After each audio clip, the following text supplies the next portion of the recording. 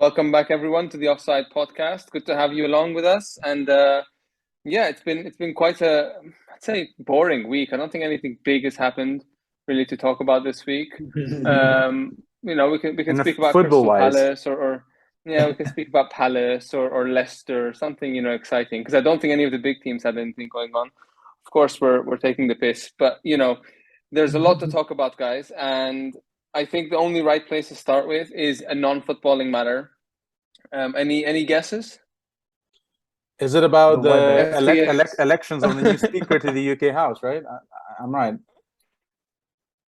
Yeah, you all got it right. Ronaldo interview. Obviously, the great thing about this interview is it hasn't even come out yet, and there's so much to talk about. I genuinely cannot wait. I think we need to have a discussion on Wednesday, Thursday to see exactly what develops from this. But we'll start off with Paul, because I think you've had different opinions to Merad, and we've got two sides of the coin tonight with you and Merad. Do you think he's right? Is he wrong? Or is it not as simple as sort of black and white, and there is this gray area where he's in between, sort of right and wrong on certain points? What do you think? I think the way he did it and the timing stuff got released is horrible. Was it 90 minutes after United beat Fulham, stuff starts coming out. It's like the last thing Ronaldo and Portugal would need before the World Cup, last thing United need. It's just putting unnecessary drama and stress onto a season that's already a stressful season. The stuff that he said, I have to say, the way he did it was wrong. But there are things that he's brought to light that are serious issues. Like if you leave in 2009, you come back and the facilities are the same. It's a joke. It's a joke. Yeah. It's a question. What are the Glazers doing? Seriously, since 2009, no changes to the staff. Well, okay, I mean, he called out the chef. I don't know why he did that, but anyway, cooking hasn't been up to par, I guess. But yeah, all the facilities and stuff, that is something that does need to be brought to light. But how he came after Eric Ten Hag, after the team, and how he was apparently being pushed out even last season, when I think he was the only attacking attribute we had to our team last season. And how can he say that after last season? This season's a different story, new manager, and I understand how the relationship's it's unsavable at this point. But even last season, how can he say those things when we relied on him so heavily and the whole team was backing him? I don't see where he's coming from last season. This season, I can understand what he's saying. Do I agree with the words that he said? There are some truths to what he said, but I think just the way he's done it it's all wrong. Yeah, I think you're right. We don't know what he's talking about with disrespect. I personally haven't seen much disrespect. I think Merad disagrees, but I think when you look at his performances on the pitch, they simply haven't warranted the starting spot, and he seems to think that's a given based on his status, which United fans were crying out for a long time, that status and the wages of a player or the price tag of a player shouldn't dictate who starts, and it should be based on how good they are in their form. Merad, with your views on this Ronaldo thing, and obviously I know you're a big advocate of his, are you also somewhat giving in to understand that maybe he's not as innocent in the whole journey as it seems to be on your side, or do you think he's completely right? No, there's no absolutes over here, and I was hoping we weren't going to start on this point, because there's so much, that's still sort of brewing in our ideas and our thoughts of why he said what he said. And I'll start by saying the timing, I think, is right. He could have done this back in August. He could have done this during the actual, bulk of the season. Now we've gone into the break. He definitely knows he's not coming back to the club, and he's released this as an explanation, I think, to the fans to actually expose what's going on at Man United. It's not as simple as he's not been good enough, let's not start him. That side of things, I can sort of understand. He hasn't been good enough on the pitch. But there are certain things which he has said, and those factors have a big impact on his performances as well. The fact that he missed preseason and his three-month-old daughter was sick in hospital after one of his 3-month-old had passed away back in February from his twins. Certain players in that team didn't believe him that he was spending time with his sick daughter in the hospital. He didn't want to go on pre-season after he's just lost one of his daughters. Like, if the club is that shallow to not understand the standpoint of a human being, not Cristiano Ronaldo, the superstar forward of last season, he is a dad who's mourning the loss of one of his children, and now the other one's sick in hospital. That, for me, is a massive point. When a club refuses to respect you and understand the circumstances there, and they're bringing out rumors that Ronaldo misses preseason, Ronaldo wants to leave the club, Ronaldo is incompetent, Ronaldo is done, he's finished, he can't play in the Premier League anymore.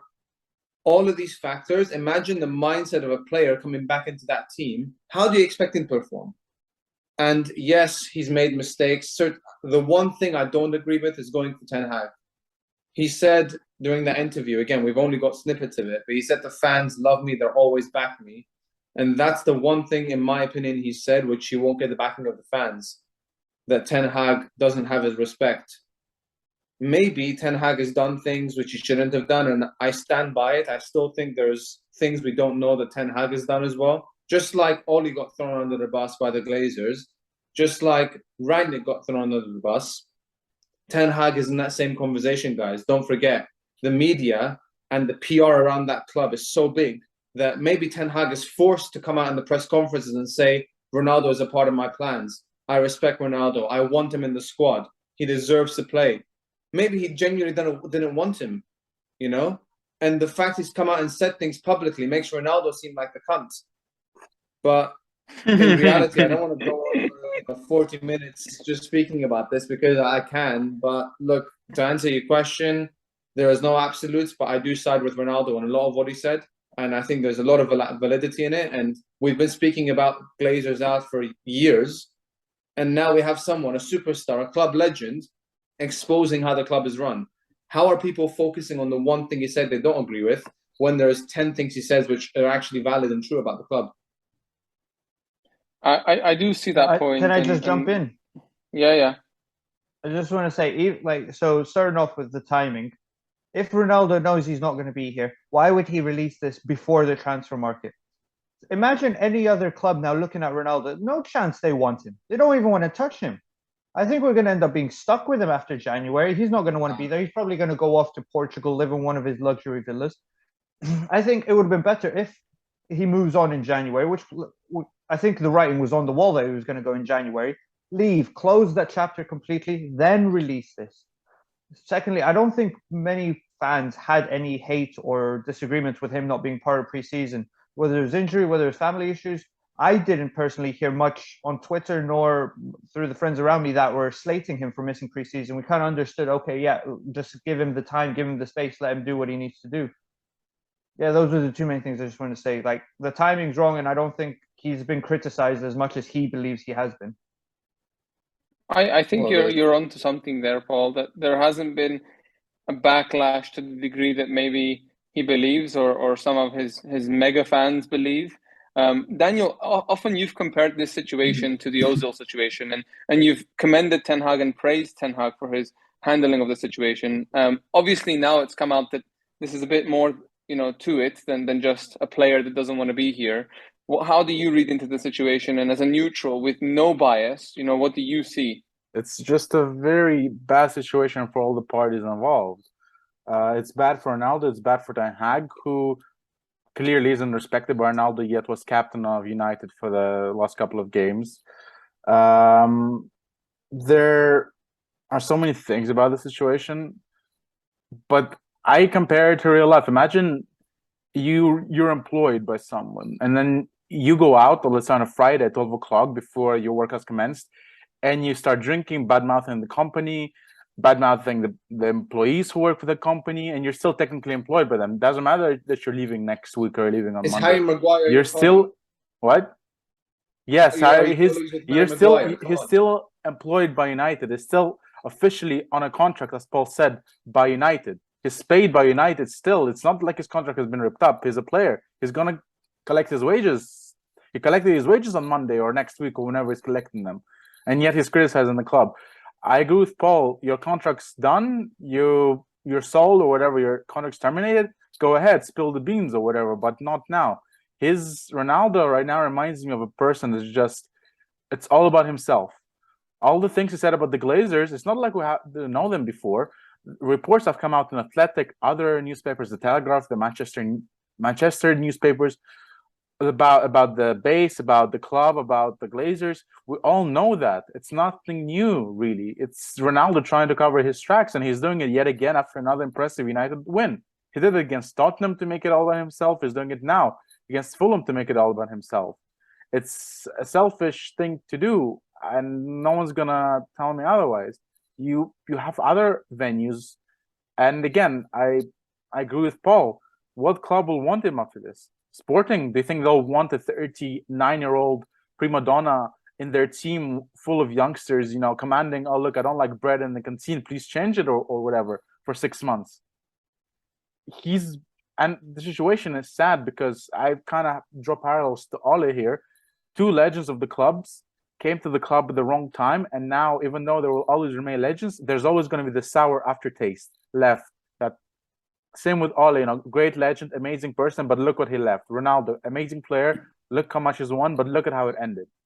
And it's obviously the Glazers are to blame. I'm not deflecting the blame in any way, but you're 38, 39 years old. You should know better. You're a generational talent. You're a generational player. People all over the world look up to you, and you go out and you do that. When you know better. And if to just quickly draw parallels with Ozil and Arsenal, United, and Ronaldo, no player is bigger than the club, no matter the wages, no matter the legacy, no matter what they've done. If the manager says you're gone, you're gone. And the manager knows better.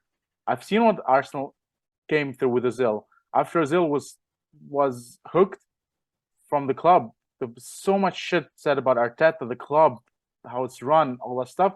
And look, it's for the better. Same with Ronaldo. I think the less is talked about him by United, the better. Manchester United as a team do not need that shadow lingering over them. They have a great team, great youngsters. Let them move on. Ronaldo's in the past. That's it. We come back from January, he's done. No more Ronaldo discussions. Finished. That's kind of my long monologue. I think you've all had every point. I'd say it's valid. I don't think anyone's opinion here can be criticized. Unlike other areas, perhaps where we can have some debate over. I think even though moderating, I do want to have my say on this. I think it's such a big topic that I think everyone needs to have some time on this. And I'll just say that while I agree with everyone, I think I have to agree with points that everyone's made. So I think it is more about the Glazers and it is about Ten Hag's disrespect. I agree with that point from Merad. However, what I will say is, you can do 10 things right, at work, but if you do one wrong thing, the mistake is what gets pulled up, not the right things. So I think if he would have left Ten Hag and even comments about Rooney's appearance, I mean, it's just unnecessary pettiness that we don't need. If you want to be respectful, is what I'm saying, is you make it about the point that you want to prove. And if he's gone out for the Glazers, and let it just be about that. Don't make it about the team. Don't make it about the coaches. And he's gone on Rangnick last season. I mean, just things like that, and saying he doesn't know who Rangnick was. I mean, come on, guys. Out of the four of us, I'm sure two of us at least had heard of Ralph Rangnick before. He wasn't a nobody in football. We'd seen his clips from coaching before, and I'm not saying he wasn't a mistake, but it's just little things that he's done, and the timing, I think, was wrong. I think it's extremely disrespectful to his teammates, first and foremost. Exactly like what he did against Tottenham. The first disrespect was towards his teammates. And just imagine being a player on that team. You've just worked your ass off, beating a Fulham team that you really should be beating easier. But, you've done 93 minutes running. Players that are going to the World Cup and playing a game every 3 days have just spent 90 minutes running their ass off to get a result. And what do they go, on the bus to, on the plane to? Oh, Ronaldo's had another stinker and he's going to go and put the blame on everyone but him. Not once during the interview, and this I might be proven wrong, but not once did we hear anything about Ronaldo self-criticizing, admitting that he hasn't been good enough this season, even when he's got chances. Ammonia, Sheriff, he hasn't buried teams away. He's had chances and not scored. And until I see that in the interview, and again, full interview isn't out, so maybe we're just taking snippets, and that's wrong, of course, but we had to discuss it. If he comes out in the interview and admits that he hasn't been good enough, maybe there's a different side to the whole interview. But I think we'll leave the Ronaldo interview there and move on to the next topic. Merat said we can go for 40 minutes, and maybe we will dedicate a session, just about Ronaldo once the full interview is out. Moving on to Arsenal, Daniel, league leaders, 5 points at the top, sunny, shining. It's lonely at the top, of course. The number one question that I've got for you, well, it's two really in one. So now I think it's clear Arsenal are league favourites. But I think even by the bookies' standards, they're favourites to win the league. Do you think they are favourites? And if so, do you think that pressure of being favourites works in your favour, or do you think it actually will be the thing to knock you down in the end of the day, like we saw in the top 4 race last season? Yeah, I was thinking about it after watching the game in the pub, and I was talking to people there. You see us up there and you think, oh, we're the favorites, but there's this Arsenal brain saying, no, there's going to be a collapse after New Year's, or there's going to be a collapse after February or whatever, and we're going to slip like down to 3rd or 4th or something like that. But this team has changed. It's not this team of past. We win games that we shouldn't win. I remember the game at Leeds, probably the only game I can remember we were dominated, and yet we still came out with a result. We finally beat Liverpool, which was our bogey team at home. We couldn't beat them for, I don't know, for how many years, when it counted, actually. And then we went and did that. Every performance has been consistent in the league. Obviously, there was the Southampton blip, but it happens all the time. And it just looks so well. And I've noticed that, going into the Wolves game, there was this feeling with Arsenal the last number of years. Like, you go into those games and think, ooh, I know I must win it, but I don't know if I feel confident about winning. And I'm not sure if we're the clear favorites. And now we go into these games. We went into the game against Wolves, even against Chelsea, and I felt, I was confident that we're going to win because the team played so well. And I think it was showing when Xhaka went off, the player that basically our midfield relies the most on, I would say. We really didn't drop a beat. We still played our game and haven't really changed. But again, I think it's up to City. I mean, I saw the result. It was an early kickoff. I woke up, I saw the result, and I nearly fell out of bed when I saw they lost. Mm-hmm. But I think I think they're still the favorites, to be fair, mainly because of the squad they have. They have defensive deficiencies, as we saw, which didn't have seasons before. But I don't know. We need more data. If we're in this position come March, I will have a clear answer. Right now, I still cannot give you that. I'm going to sort of tie in, and I guess I didn't want to, but I have to tie in City's game to the Arsenal game for the for Paul and Merad. Daniel's mentioned City's defensive struggles. However, I think we've seen that City have an offensive struggle more so. They're struggling to score more than 1 or 2 a game, which is really odd for the City team. And for an Erling Haaland on 18 goals in the league, it seems odd to say that they're struggling up top. But in the last few games, they really have been. They've got not more than 2 goals, which again is something for City. Paul, do you think that City's struggles are real, or do you think it's just one of those things that they go through and then end up winning 13 games in a row and 8 points clear by March? I think there is an issue with City, and I think their issue is how one-dimensional their attack is. And I tried to hint on it into last week, where without Haaland, they just got a 1-0 win against Leicester with a Kevin De Bruyne free kick, and they beat Fulham 2-1 with a Haaland last-minute winner. I think they rely on Haaland so much, and when you watch that Brentford game, you see how well Brentford's manager, I can't remember his name, but how well he managed Haaland out of the game. Yeah, how well he did in playing that 5-3-2 system, where 2 centre-backs would be following Haaland, whether he went right or left. They altered who was with him. It was always 2 centre-backs, and then the 3 midfielders were keeping it very narrow. And City love to play those direct lines through the middle, cutting teams up. And yeah, Brentford just shut those middle lines out, put 2 on Haaland, and then Foden's out to the left. Whoever's on the right is on the right, and it's kind of null and void then. I do have to also shout out Tony silencing Gareth Southgate, scoring 2 goals after not getting picked. I don't understand how he's not going to Qatar, but we'll get into it another day. But yeah, I think City need to that's the thing. City right now might seem one-dimensional, but Pep is that master tactician who can find a solution to a problem. Currently, I say they do have this problem. I'll cut you off quickly. There's something I have to do. I'll turn off the camera. I'll go on mute. You boys discuss it without me. I apologize. That's fine. So as I was saying, is currently they have the issue of being too one-dimensional with the reliance of Haaland, De Bruyne having to try to find Haaland. And if that doesn't work out, then they're pretty much stuck. But I do think Pep will eventually figure out plan B, plan C, and plan D. But it is also interesting to see the parallels of the stats when Liverpool won the league. City were still top in every department, top attack, top defense, top chance creation, top everything. They had, I can't remember what that season was like, but they lost that season, even though they were top of every chart. I think you're right with that.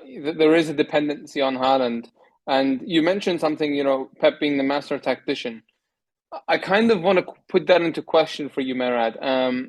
Do you think sometimes Pep tries too much? And, comparing it to Arteta, I think we have to start comparing them. Not that they're on the same level, but they're sort of fighting for the same trophy right now, which is the league. Arteta seems to have a winning formula right now, and you don't see him changing it. Although with Pep, what's called the Pep roulette in Fantasy Premier League, he just switches teams and players, and they don't seem to have that fluidity this season like they do in previous ones. So, do you think that's why the struggle is there? Do you think if he stuck with an 11 that was winning, we would see more consistency from City? Or do you think it's what Paul's saying, that it's deeper than just who you play, but it's how you play? First of all, comparing Pep to Arteta is comparing a Fiat to a Ferrari. Same parent company, but two separate things. But first of all, I think, touching on Arsenal, 5 points clear. And I was thinking about it. Would I rather see Arsenal or City win the league? I just can't stand the Arsenal thought of winning the league. I think their fans will never let it down. Whereas with City, they're used to it. It's more about, all right, another one in the bag. Let's go for the next one. But with Arteta, he's doing superb for that team. I think they have no superstars in that squad. I've said this to you before. I think they're all averagely good players, no superstars, but they play like a world-class team. But I think they're 1 or 2 injuries away from their downfall, in my opinion. If they don't strengthen their squad, that is. But even if they do strengthen in the January window, it doesn't necessarily mean that the squad will gel the same way it's done so far. So that's also something we have to consider. We're not even halfway through the season yet, so it's a bit early to call Arsenal favourites for the league, considering how strong City is. But look, on Pep and rotation, I think he needs to rotate, because you see the number of games this season, the congestion of the fixture list. We've seen it already with United. We play the same squad on a Sunday that we do on a Thursday, and the squad is just dead. Eriksen's pacemaker is not good enough for him to actually survive 90 minutes, it's just... You're pushing it there. You're pushing it. Yeah, I cooked Eriksen by accident, but the point is, you can't fatigue these players because it's going to result in injuries. And I don't know how Arsenal's doing it so far. You might say they've got extremely lucky at this stage of the season to have no significant injuries and still have their full squad there. But Pep and his master tacticians and, his whole squad there with Arteta in the past, they've always pulled it out in the second half of the season. Like you said, they're going to go after Christmas, win 13, 14 games in a row. Arsenal's going to drop a couple points here and there, 2-3 draws maybe. And before you know it, City is back in that conversation. So it's difficult at this point. But yeah, I'd still favour City to win the league. Well, I don't think City are out of the conversation, guys. And I don't think anyone is saying that. Just one last point on this topic, and I'll go to everyone for a very quick answer. Would you rather... here we go, back to high school. Would you rather be in Arsenal's position right now with the squad they've got and 5 points clear going into the break, or City's position being 5 points behind with the squad they've got? Daniel, I know you obviously have a position right now. Would you swap it with City if you could? I don't think I would, mainly just because of how good it is, and probably there's bias talking, but I think we're in a very good position. Even if we don't win the league, it's a great score with a great path forward, and it's looking like we're going to grow even stronger come the transfer windows and further seasons. Okay, that's 1-0. Paul? I'd rather be in City's position. It's more. There's more to fight for. Right? Like when you're on top, you play with a bit of fear. We've always seen it with other teams, even Arsenal last year. It's like you when you're there on the top, you always play with a bit of fear. Oh, guys, we can't make a mistake. Remember Steven Gerrard, don't let this slip, boys. Don't let this slip. Instead of focusing on what you do naturally, you start having that doubt creep into your mind. But with Man City, you're more hungry and more, wanting to get those wins rather than playing with fear. You play with anger, and I think that's a better place to be. Yeah. Merad, I guess you agree with Paul? Yeah. Use the analogy of, Formula One. If you're in DRS zone, the guy in front's always checking his mirrors. If you're in front, you've got the pressure. A single mistake costs you. And if you're second place, especially being Man City, they're going to sail through the rest of the season, I think. So, yeah, definitely City. They've got Haaland, right? So you have to pick them. Okay, very good. Good to know. I guess I'd have to side with them as well, Daniel. So it's 3-1, but hey, Arsenal stick to your guns, and I guess if United were on top, I'd rather keep that position too. Moving on to the next topic. So on to our next topic, and I think we did skim past United, but we didn't actually ever get to talk about the game against Fulham. It was scrappy. It wasn't probably what many of us expected it to be, or maybe it was. But one shining light in a dull performance was Alejandro Garnacho. We've seen it before. A young prodigy comes through, and we won't go into what happened to the last one that came through from the academy. But sort of, what are your thoughts on Garnacho and what the ceiling, or do you think there is a ceiling for him, Paul? Or what were your thoughts on him coming on and changing the game, as he has done a couple of times already this season? He's too young to have a ceiling. I love what I'm seeing from him. He's doing all the right things. Ten Hag did mention his decision making still needs a bit of improvement, and that will come with experience and more game time. Like, just let the kid have fun. Let's not put pressure on him. Let's not blow this out of proportion. Let the kid just have fun and let him continue to do his thing. Can he be the next best thing? Yeah, he could. But you could also be like Rashford. Remember when Rashford scored a brace on his debut against Arsenal, and then now he's at United, he's kind of mid. So I would say just don't put pressure on him. Let him have fun. Let him do his thing. Yeah, well said. I think many people would echo that. Just let the kid have fun and let's not put pressure on him as the next big thing.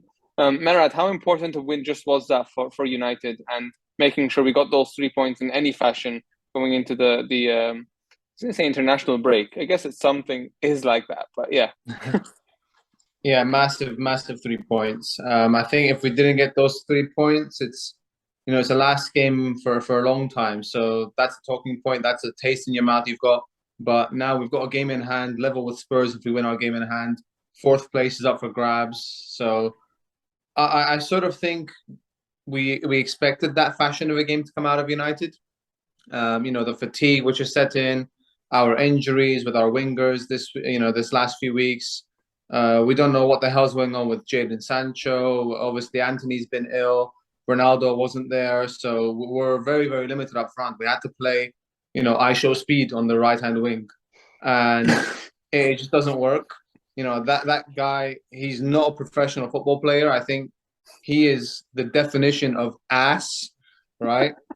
But Mayor's running agendas again. I see. On the bright side, you've got the kid on the left-hand side who comes on, 75 minutes in, and I think this can go one of two ways. You'll either be the next Makeda, who scores a 93rd minute winner against Aston Villa and then goes on to never be heard of again, or Cristiano Ronaldo. He's got both those types of ceilings he can hit, or somewhere in between. You've got a spectrum there, and wherever he falls, that's really down to him right now. The stage is there, the role is his oyster. He can go on to be the next best thing. But yeah, the win brings us that much closer to top 4, and I think given the whole sort of echo around United not being good right now, that's the one good thing we can speak of as United fans, to say we got a good win in a tough game with a good team, in Fulham, who probably are top 10 right now in terms of actually deserving to where they be. So yeah, I'm satisfied. It was Daniel, also nice to see. Yeah. Oh, I was just going to say, it was also nice to see Martial back in the squad. United playing with a proper striker. I think he brings a different dynamic to the attack. Don't use the word like proper that. striker. Proper striker. he's the only striker. Let me rephrase it. He's the only striker we've got. It's true. Right now, you're right. Actually, speaking about sort of availabilities, and I'm going to move to Daniel on this, and I guess I'm going to reference Jadon Sancho and Antony, even Ronaldo for Man United. These players seem to got knocks, and I'm going to do this because we don't know what's real and what isn't. Knocks and illnesses, 2 games, 3 games before World Cup break. A lot of them are playing for nations, like Antony, who wants to go to Brazil and will do anything for Brazil. We know how South American players can be very patriotic when playing for their countries. Sancho obviously isn't called up, so that's a discussion to have. But even the likes of Ronaldo being ill, it just doesn't add up. And I suppose we've seen it even Mitrovic with Fulham, sort of players that haven't given their club the respect to play when they're needed and have one eye on the World Cup. Sort of, did you see this coming?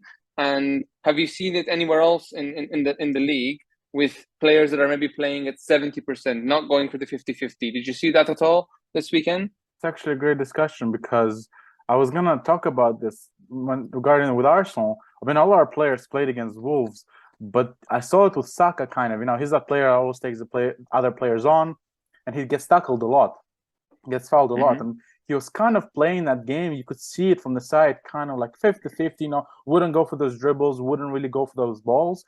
And it kind of makes sense because he has a very good chance of starting for England this summer. And so he does, not this summer, this winter. And so, he didn't really want to go into those challenges or, dribbles because, a chance of being tackled, getting injured. So when Martinelli really, he was kind of off and on. And I'm obviously not trying to make excuses, but I think those players have the World Cup in that back, and it's not in 2 weeks' time; it's in 4 days. They want to be fit, they want to be ready for contention.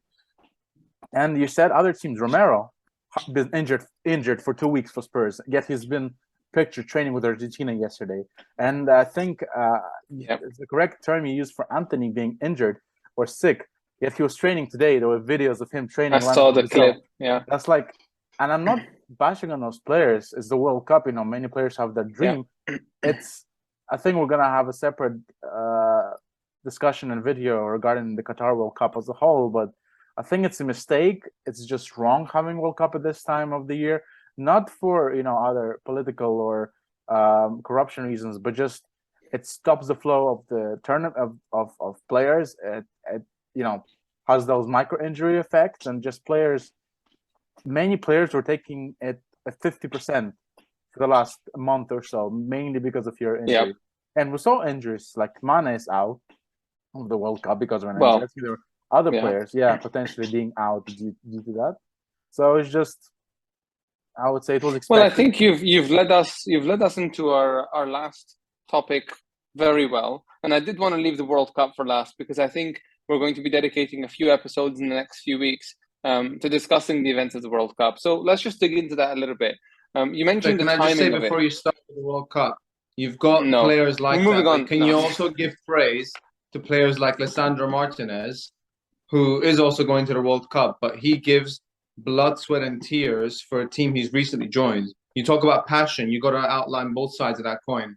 So, yeah, you've also got other players. I'm sure there's others, but Martinez jumps in mind. So, yeah, you can't make it as an excuse. I suppose Martinez has got the real GOAT anyway, playing alongside him. So my he's on that white powder. Martinez is on that white powder. Anyway, moving into the World Cup, guys, as our last talking point, because I think we've gone quite a bit already. So, yeah, sort of the timing of the World Cup seems off. Daniel's talked on this already. Let's keep political and everything else aside, because I think those are very obvious. I don't think there's any room for debate there. We all agree with all the wrongs that have happened in the lead up to the World Cup and the fact that there's a country there with very oppressive rules. We all agree on that. So let's stick to footballing terms here. The timing of this World Cup brings the integrity of all competitions into question. Carabao Cup games, and I'll go to Merad on this one. There's a Carabao Cup game. Of course, Arsenal, you don't have to worry about it. Dan, you can jump off if you need to. Don't worry about it.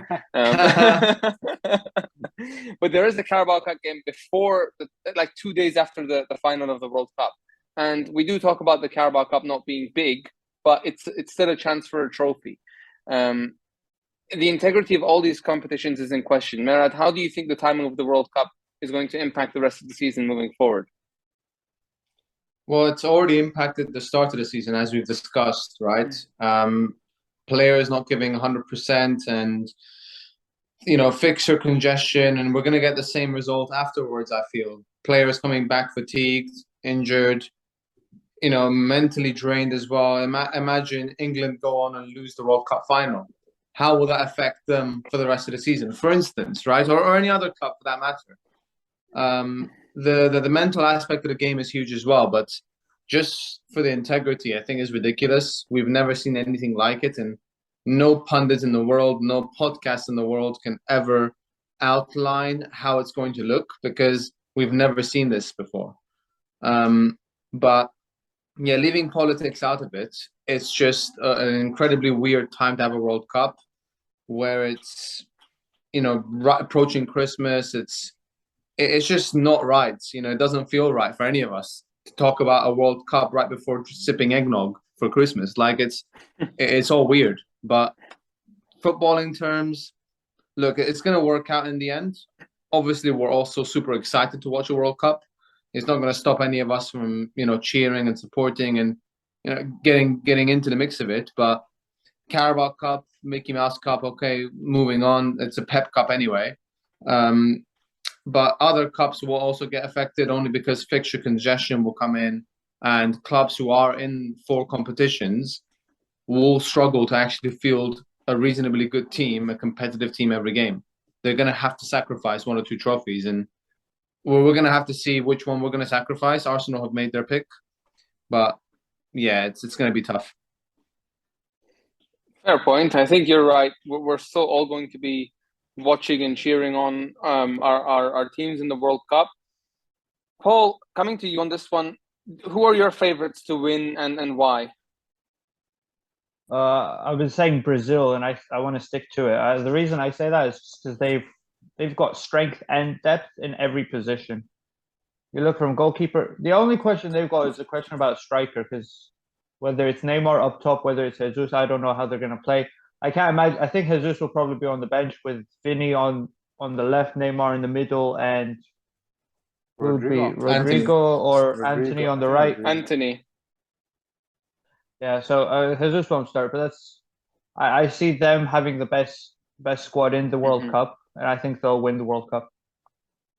How about you, Daniel? I'll go with Paul again. France, I don't know what's going on with them. I'm not sure. Germany are going through transition right now, so generational change. No, they have a 17 player going to the World Cup. Nothing wrong with him, but I think that shows you the lack of their striking options. Spain, come on. Portugal again, similar. Argentina might have an outside chance, mainly because it's Messi's last tournament, mainly because they have an alright team. But I still think they have numerous positions that are lacking, such as I'm not sure who's going to play a right back for them. Their midfield is kind of meh, not sure. Their attack is all right. But I think there's a big chance of, Brazil or Argentina having this final, which would be absolutely Apparently insane. not, guys. Apparently, in the way that it's set up, the only way Brazil and Argentina can meet in the final is if one of them finished second in the group. If they both finish top, they'll meet at the semi-final point, which is strange, yeah. I mean, interesting. Actually, that's interesting. Yeah. But I think there's a chance of one of those South American teams making it to the final for sure. European teams they're not looking good. They're not looking good this year. Merad, coming to you on this, favorites to win, and Daniel says one South American team makes it to the final. We know Brazil and Argentina can't both make it unless there is an anomaly with one of them finishing second. Assuming they both finish first, who do you think reaches the final, as a non-South American team, and do you think they go on to win it? I actually have to go with Portugal, and hear me out. I think they have really good squad depth. I'm sorry, Mary's not invited to the next podcast. I'm sorry. Listen. Guys, we're going to put an ad on Twitter. Anyone with half a football brain can come.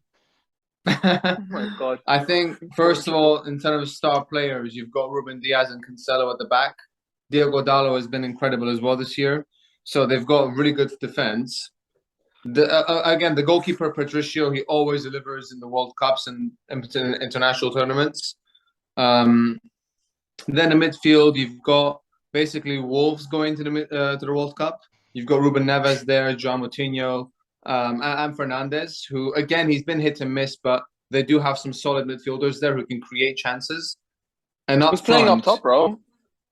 Well, Cristiano will play up front, but you've got Leao on the right, on the left, and Bernardo Silva on the right. And Felix off the bench as well if you need him. I genuinely think they have an outside chance. And again, I think my personal favorite would be Brazil if I had to pick one.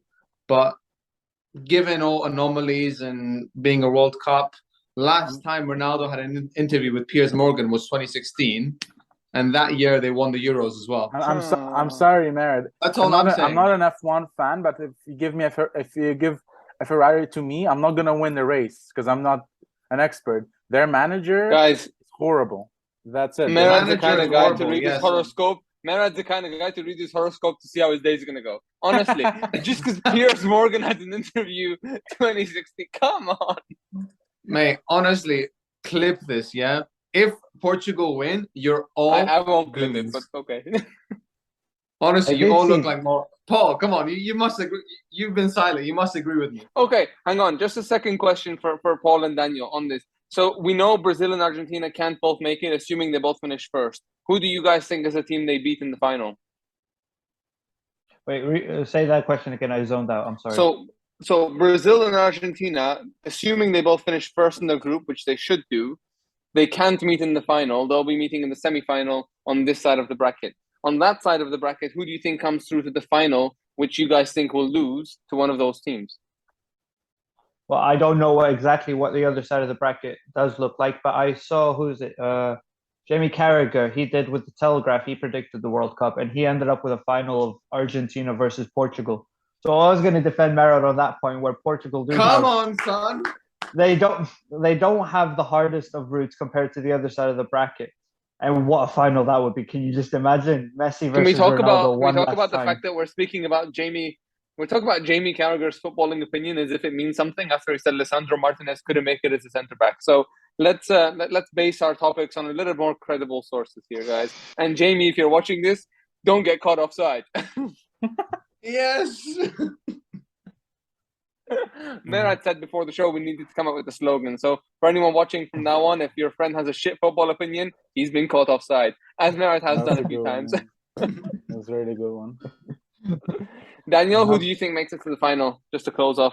Honestly, we kind of forgot about England. Nobody even mentioned England, to be fair. Nah. If you say England, we're ending the podcast here. We're never coming back. I'm not saying England. I'm just saying Hot take here. Nobody talking about take. England. They don't make it out of the group. Hot take. England don't make it out of the group. USA and Iran and USA. There's no way they don't make it out of the group. There's absolutely no way. I think then they should, put a man and guy at Southgate's room and call the Qatari police or something, because then he shouldn't be allowed to come back home after that. That is a diabolical performance, honestly. Anyway, so who makes it then, Daniel? I was thinking about it. I honestly, if it can be Argentina, let's go for France, maybe, because just because of the Mbappe factor, and just because of the Mbappe factor, that's what I want to have. What? Mercedes-Benz, Big Benz? Germany, no chance. No, I mean, not Germany. Benzema. Let me spell it out for you. Benzema. Yeah, I actually forgot about him. Wow. Yeah, him as well. The Ballon d'Or winner, mate. What do you mean? I mean, you need to score goals in this Champions League to be in my mind. He hasn't. Anyway, guys, just to give a heads up as to what's coming up on the channel over the next few weeks with the podcasts. So with the World Cup happening, we're going to be trying to do a couple of episodes a week, sort of covering the matches as they come. They're going to be coming thick and fast. I think 4 games a day. So we'll have lots to talk about. Leave your predictions in the comments if you're watching, and don't get caught offside. Bye-bye. Bye, guys. Thanks for coming. Bye.